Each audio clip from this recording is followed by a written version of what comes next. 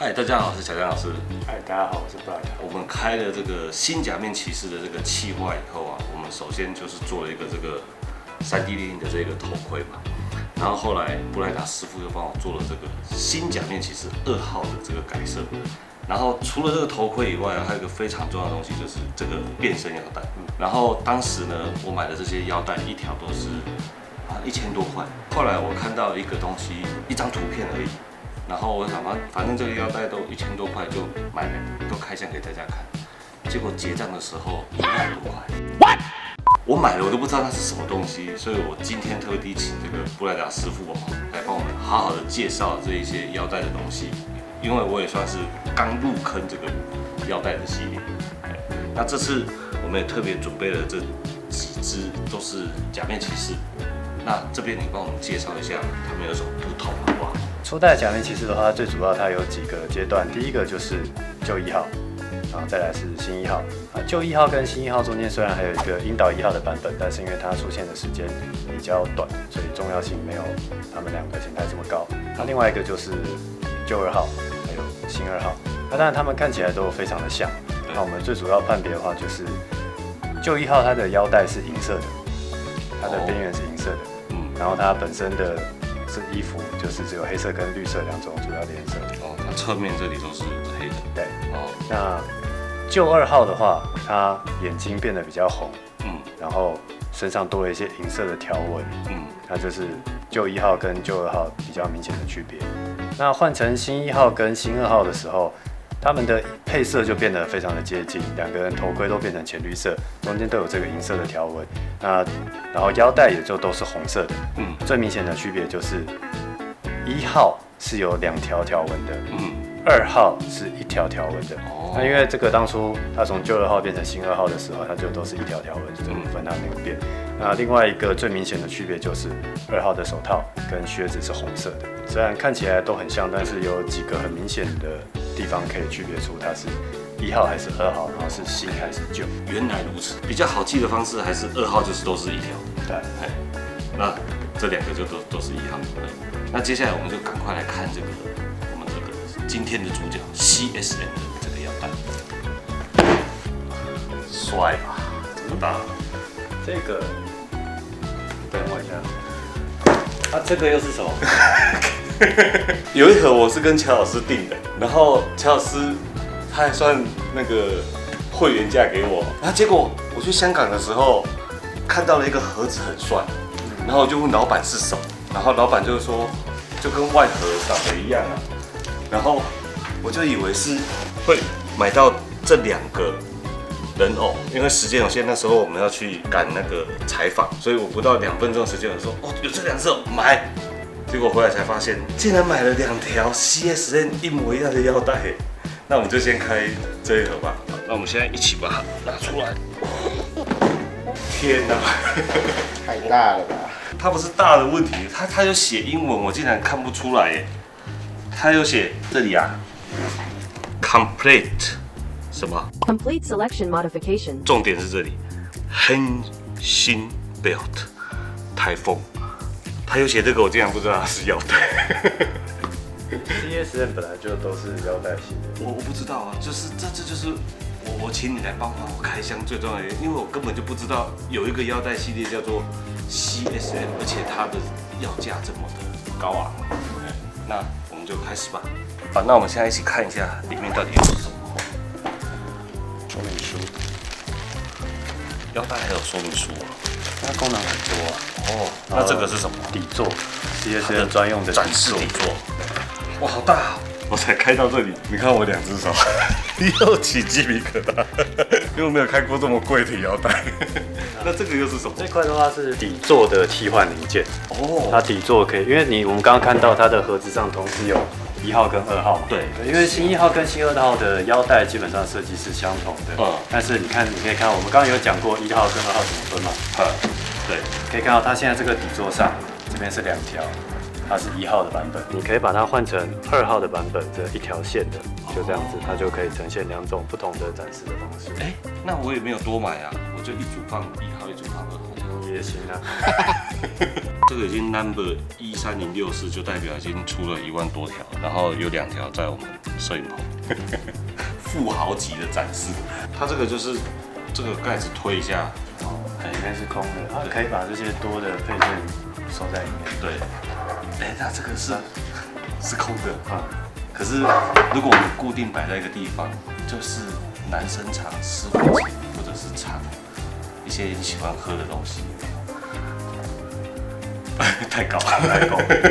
不然他这样子，他这样子，下面也要站起来。这一款它里面除了腰带跟台座之外，它有附赠一些这种其他的装饰品。那像这个的话，就是假面骑士一定会有的围巾。所以它正式名称叫领巾，叫围巾啊？其实都可以，都可以。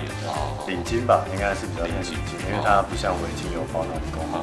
那它有一个象征的意义嘛？你上次好像有跟我说，就是假面骑士是有被人家挂上这个才算是被认可。这个的话是它这一次电影版比较多强调的功能。你要自称假面骑士，以前是需要受到前辈的认可。对，那这次电影版就是这个琉璃子帮他们系上围巾，就代表承认他们是假面骑士。那0号算不算？0号的话，他有自己带的吗？对啊，但是他有他的理想，对啊，所以应该也可以算。公式有给他真的是假面骑士0号的话，那应该就是算。那这个是什么？这个这个的话是少年假面骑士队的徽章。那因为假面骑士他们初代的时候，就是立花藤兵卫他们经营了一个小酒吧，然后还有一个彩色俱乐部。那后面他们有吸收了一些小孩子，因为毕竟假面骑士这部影片最主要的一个对象还是小孩子。那有一些小孩子会帮助假面骑士他们就是巡逻街上有没有怪人出现，然后打听情报有没有哪里发生什么怪事需要假面骑士去解决这样子。那这个就是少年假面骑士队他们挂的一个这个项链。我们应该也要做一个 MAD 少年队。这个的话是假面骑士它的腰带，它的风车左右就是会有一些看起来很像铆钉的这个造型。那它有2种版本，它这2种不同的造型啊，我印象中这个有花的，它一开始是新1号有用过，但是后来大部分就都换成这个圆形的这种造型。他们除了1号、2号，除了他们自己的本片的故事之外，他们也常常出现在后辈的剧情里面，还有后面的剧场版。后来大部分的造型就都是用这种圆形的这个造型，比较没有用这个花瓣型。我看到这个，我就觉得很有价值，很漂亮，真的很金属的，对，很有重量感，对，就终于知道这个腰带为什么这么贵。它这个铆钉呢，因为它2种这种可以替换，所以它有设计一个这个扣子。然后我们把它装在它的腰带的上面，有这洞，它就可以选择我们要装哪一个版本，可以自由的替换。对，那我们现在就来看它的本体啊，好粗哦！这是它这一款，它强调它的这个腰带这边是牛皮，是真皮的。因为这一款腰带啊，它是1号跟2号共通的，所以2号的是有附前面的这个保护板，因为变身的这个风车是他们变身的时候非常重要的一个道具。那1号因为是就是初始形态，2号的时候有做一点改良，有加这一块这个板子盖在前面，就是可以做防护敌人破坏这个风车这边。然后左右这边的这个是哇，这好酷哦！原本的话它控制那个呼叫旋风号的遥控装置。那这条腰带的话，它是把一些各式的红外线感测，还有一些声音按钮，就是坐在这个地方。那右手边这一颗啊，它本来是储存这个风车腰带累积的风力的能量。那在这个玩具腰带这边的话，它就把它做成了电池盒，一样是储存能源的地方。蛮有巧思的，这个好好奇哦，它的这个声控、电控装置都在这边，然后这也看不到它的电线是怎么走的，为什么电池在这里？这2个东西会有电？对啊，好酷哦，修卡的技术力。对啊，哇，这是什么原理啊？还是我们把这个其中一条剪开来看看线有没有？CSM 这个系列，它基本上因为售价比较高，当然也比较精致，所以它最主要的对象是给大人买的。他们的尺寸就跟儿童用的腰带就不太一样，所以它这边直接帮我们做好这个腰带，然后它的尺寸也是设计基本上大人都可以使直接这样戴上去。这条腰带它在制作的时候，就是有特别请到饰演本乡猛的藤冈宏先生，还有饰演伊文字准人的佐佐木刚先生，中间有收录了很多的台词。那这边有一个按钮，可以切换它是1号的台词，还是2号的台词，是靠这个钮这边这样子切换的。前面还有一颗这个，这是轿车钮，就叫旋风号。对。哦，这样旋风号就对，来。它是感应的，它可以遥控的。哦。他这句台词就是本乡猛当时被修卡抓走，绑在手术台上的时候，他说：“这里是哪里？快点放我自由！”这样子，他收录了非常多有名的台词。然后我们再看看接下来，修卡到底是什么东西啊？搞什么？我才没有要加入修卡呢！我就算死了，也不会变成你们的人偶的。哦。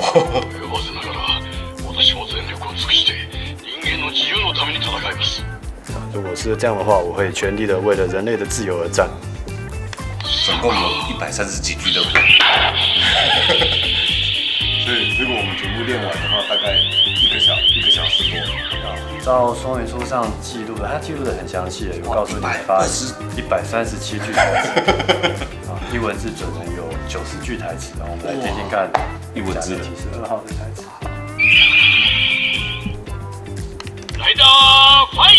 来到 fight。自我介绍，我是伊文字准人。他当初设定的话，他是自由记者这样子。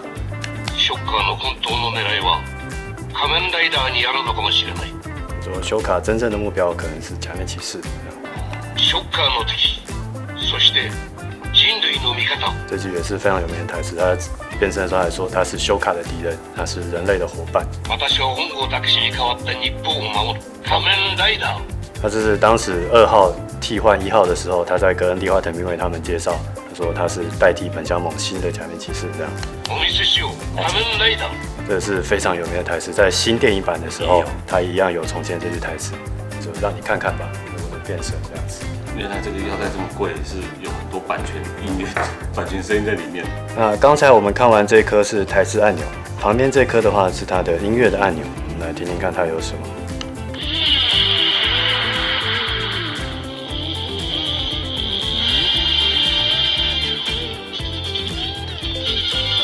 这是主题曲，而且它这个事业性腰带的喇叭的音质比较好。哦，你看听它的声音比起一般的 DX 版的音质好蛮多的。我会先暂停，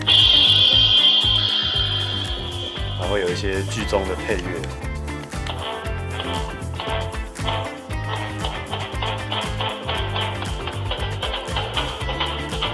其实有很多配乐也记不太得当时它是什么情境，很多说明书都解释得蛮详细的。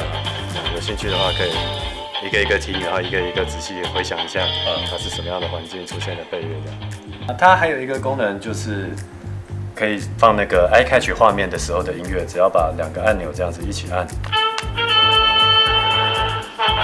这时候我们就会浮现那个他漫画的骑着车的那个画面出现在电视上这样。那它控制侧这边的话，上面的这颗按钮就是变身的效果的按钮发动，而且大部分的腰带比较廉价版本，它的这个封侧这地方它都是用 LED 光去展示它那个模拟它那个转的样子。它这个它就是真的有做一个封侧在里面，封侧真的会转的时候会震动这样子。那它这个的话，除了我们按这个钮变身的话，它这一款呢还有一个红外线感应的机能，它可以配合你的这边有一个红外线感应器，可以配合你的动作来发动它这个变身的时机。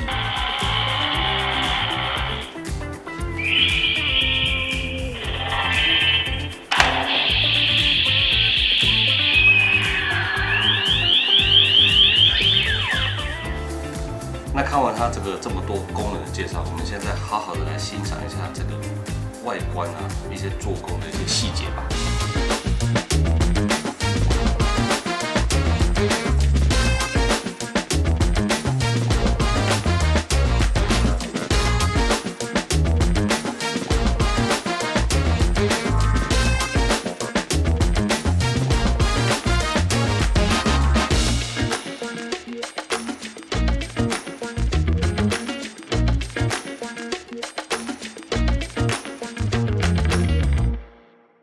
我们刚才看了这个精美的 CSM 版本的话，我们接下来看一下它跟比较平价的这个 DX 的这个版本有什么不一样。对，当然第一个可以看到它的包装这个设计，这个就看起来就是比较像玩具，不像它有特别 CSM 的那个包装，还有外箱这些这么多精美的这个设计。其实也不错啊，就是比较塑胶，跟这块最明显就这块塑胶。其实它这个 DX 这个版本，因为假面骑士最早可以贩售的这个玩具，那就是腰带。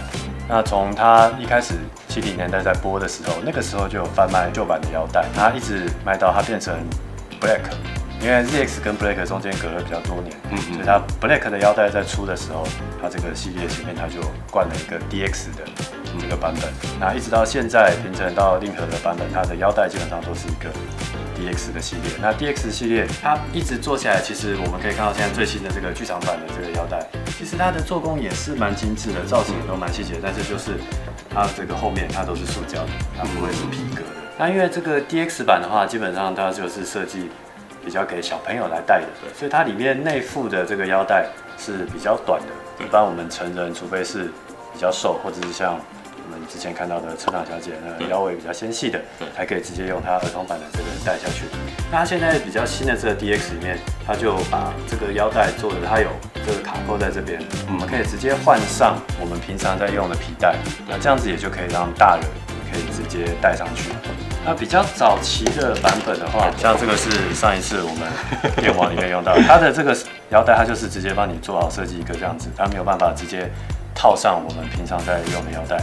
那以前的话，它会有出那种专用的延长扣，我记得可以用一些警用腰带，我记得有一个也是什么扣子可以把它延长，让大人可以这样戴上去。哦，一般这个大小，平常之前阿蛇跟阿志他们有试过，对，我可以看一下。对。是我的话，哇，你只差一点点，这样我也是扣不上去。一般大人都会比较难，所以它这个设计也算是很方便，让它这个 DX 版就大人小孩你买来基本上也都可以直接可以玩。对，我当时真的是被这个价钱推坑，1000多，反正这个也1000多。所以以后买东西一定要先看价钱，它的质感，还有包括里面收录的音效、音乐这些，还有整个展示都不一样。那这个我们可以戴在身上玩，比较有趣啊。那这个就比较偏向展示品这样子，虽然也可以玩，对，但是它又做得很漂亮。那我们也准备了很多这个 SHF 啊，或者是一些 SIC 的玩具的身上的腰带。我们来看一下这个每一款玩具上面的腰带，做一下比对这样。好，我们可以看一下，首先这个 SHF 版本的这个本乡猛，它没有变身的时候，它直接把腰带挂在身上，它的这个腰带是长这个样子。那这一款的话是 SHF 的樱岛1号，樱岛1号是因为当初他们拍摄地点的时候是移到鹿儿岛的樱岛那边去拍摄的，那时候用的戏服跟前面有一点点不一样，我们可以看一下它的这个腰带的这个版本。这边这一款的话是 SIC 的旧1号，那早期的 SIC 都是雕像，是不可动的，所以我们可以看到它的细节，还有包括它左右两侧的这些控制器也都长得不太一样。这一款的话是 SIC 的新1号，那我们可以看到就是整体的造型，你看它的配色其实就跟我们刚刚开的那个腰带是差不多的。还有一个这个是它假面骑士腰带的盒玩的系列，其实这个也做的蛮好的，对啊，它是盒玩，那纯粹只有腰带可以做展示这样子。这个是我上次去香港买的，如果我早知道有卖这个版本，我就收藏这个就好，我就不会买这个。而且我一直以为我买到的是那个一个新1号跟新2号的雕像，反正都已经开了，就只好摆在博物馆。好，那看完这一次这个 CSM 腰带的开箱啊，还有这个完成品的一些开箱，我们其实准备了很多，例如说这个 SHF、SIC 或者是一些 RH 的这个假面骑士的相关作品要给大家看。那喜欢假面骑士的朋友呢，请记得订阅我们的频道。那这一集的节目就到这边，下次见，拜拜。